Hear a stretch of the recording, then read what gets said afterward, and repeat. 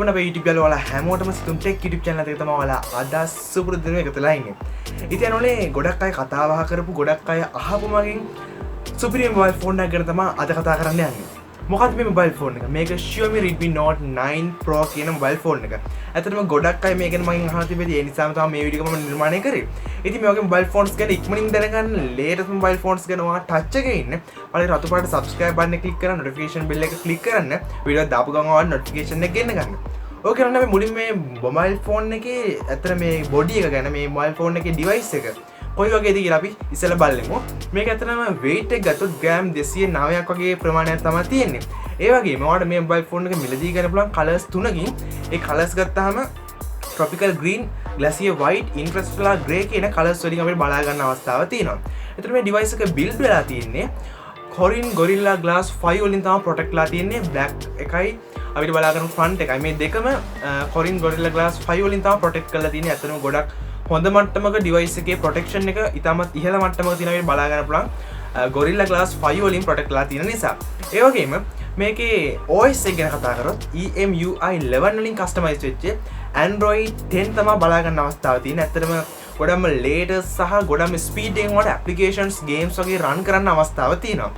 device එකේ storage එකයි RAM එක ගැන කතා කරොත් ඇත්තටම මේකේ storage එක අපිට 64GB 6GB RAM එකක් සහ 128GB 6GB RAM එකක් බලා ගන්න අවස්ථාවක් තියෙනවා. ඇත්තටම games play කරද්දි මොකක් හරි heavy applications භාවිතා කරද්දි ඇත්තටම ගොඩක් වැදගත් වෙනවා මේ RAM එක කියන එක. ඉතින් ඇත්තටම 6GB RAM තියෙනවා ගොඩක්ම මේ price range එකේ. ඇත්තටම හොඳ RAM එකක් සහ හොඳ storage එකක් තියෙනවා. ඊට අමතරව card slot එකක් තියෙනවා. ඒ වගේම ඔයාලට external SD card එකක් input කරලා ඔයාලට storage එක up කරගන්නත් පහසුකම් මෙයාලා සපයලා තියෙනවා. ඇත්තටම ඒකත් ගොඩක් advantage එකක්. ඔයාලට storage එක බලලා price range එකත් එක්ක mobile phone එක මිලදී ගනිද්දි ඔයාලට අවශ්‍ය mobile phone එක ඇත්තටම storage එක low එකක් වුණත් අවුලක් නැහැ. ඔයාලට extend කරගන්න අවස්ථාවක් තියෙනවා SD card එකක් ගහලා. මේ device එකේ chipset එක ගැන කතා කරොත් Qualcomm Snapdragon 720G කියන chipset එක බලා ගන්න අවස්ථාවක් තියෙනවා. මේකේ GPU එක ගත්තොත් Adreno 618 කියන GPU එක අපිට බලා ගන්න අවස්ථාවක් තියෙනවා.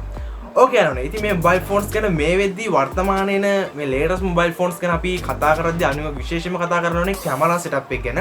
මොකද මේ විදි ගොඩක්ම ලේටස්ට් කැමරා සෙටප් එකක් සහ ගොඩක් හයි මෙගාපික්සල් කැමරාස් එක තමයි මේ සෙටප්ස් එක නිර්මාණය වෙලා තියෙන්නේ. ඒතර කොහොමද මේ Xiaomi Redmi Note 9 Pro එකේ කැමරා සෙටප් එක බිල්ඩ් වෙලා තියෙන්නේ? quad core කැමරා සෙටප් එකක් තමයි තියෙන්නේ. මේ කැමරා සෙටප් එකේ 64 megapixel wide කැමරාවක්, 8 megapixel ultra wide එකක්, 5 megapixel macro කැමරාවක් සහ 2 megapixel depth කැමරාවක් බලා ගන්න අවස්ථාවක් තියෙනවා. ඒ වගේම HDR පහසුකම්, panorama පහසුකම් සහ flash LED එකක් අපිට මේකෙදී බලා ගන්න අවස්ථාවක් තියෙනවා main camera setup එකේදී. ඒ වගේම video recording ගැන කතා කරොත් 4K දක්වා video record කරන්න අවස්ථාවක් තියෙනවා. ඒ වගේම 1080p at 30 fps, 60 fps සහ 120 fps දක්වා video record කරන්න පුළුවන්. 720 ගත්තොත් ඔයාලට 960 fps දක්වා වීඩියෝ රෙකෝඩ් කරන්න අවස්ථාවක් තියෙනවා.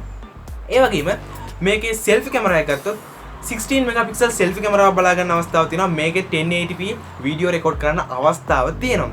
ඉතින් මේ මොබයිල් ෆෝන් එකේ කැමරා සෙටප් එක ගත්තොත් single කැමරා සෙටප් එකක් නෙමෙයි බලා ගන්න අවස්ථාවක් තියෙන්නේ. quad core කැමරා සෙටප් එකක්. ඒ වගේම අපි front කැමරා එක ගත්තොත් ඇත්තටම ගොඩක් ඉහළ මට්ටමක ගොඩක් high megapixel ගණන් බලා ගන්න අවස්ථාවක් වෙන නිසා සහ අපිට මේකේ ගොඩක්ම software features ගොඩක් හොඳ මට්ටමක තියෙන නිසා කැමරාව ගොඩක්ම useful විදිහට භාවිත කරන්න අවස්ථාවක් තියෙනවා. මේ device එකේ sensors ගැන කතා කරොත් fingerprint sensor එක, accelerometer එක, gyroscope එක, proximity sensor එක සහ compass එක බලා ගන්න අවස්ථාවක් තියෙනවා. අවසාන වශයෙන් මේ device එකේ බැටරි ගැන කතා කරොත් අපිට 5020 milliamp hour battery capacity එකක් මේ device එකේදී බලා ගන්න අවස්ථාවක් තියෙනවා. ඒ වගේම මේක 30 watt දක්වා fast charging support කරනවා. ඇත්තටම අපිට charge කරද්දිම ගොඩක්ම speed charge කරන අවස්ථාවක් තියෙනවා මේ device එකේදී. ඒ වගේම මේ device එකේ price range එක කොයි විදිහට වේද? ඔයාලා ගොඩක් අහන ප්‍රශ්නයක්. ඇත්තට මේකේ price range එක ගත්තොත් 50000ත් 65000ත් කියන price range එක අතර තමයි එන්නේ. මොකද internal storage එක සහ RAM එක අනුව ඔයාගේ price range එක වෙනස් වෙන අවස්ථාවක් තියෙනවා. ඉතින් මේ device එක ගැන ඔයා මොකද හිතන්නේ? පළවෙනි කමෙන්ට් කරන්න. ඒ වගේම ඔයාගේ අදහස් මොනවාද මේ device එක ගැන හිතන්නේ? මේකේ කැමතිම feature එක මොකද්ද? පළවෙනි කමෙන්ට් කරන්න.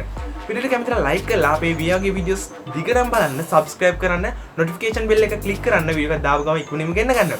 එහෙනම් අපි තවත් වීඩියෝ හැමෝටම ජය වේවා.